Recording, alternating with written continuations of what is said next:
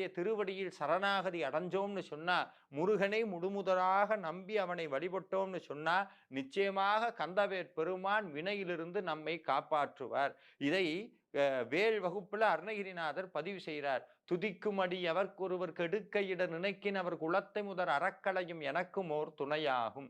அதாவது நம்மளுடைய வாழ்க்கையில சேர்த்து வைத்திருக்கக்கூடிய வினைகளிலிருந்து அந்த வினை நம்மளுடைய வாழ்வை கெடுக்கணும்னு நினைச்சா அந்த வினையை முற்றுதுமாக அழிப்பதற்கு வேல் புறப்பட்டு வரும்னு நம்மளுடைய அருணகிரிநாத பெருமான் சத்தியமிட்டு சொல்கிறார். என்னங்கய்யா, ஒரு பக்கம் வினைப்படி தான் வாழ்க்கை நடத்தணுங்கிறீங்க, ஒரு பக்கம் முருகனுடைய அருள் இருந்தா வினை அழிஞ்சு போயிருங்கிறீங்க.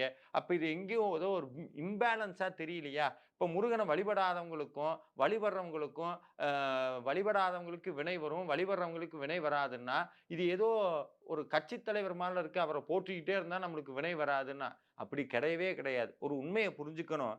எல்லா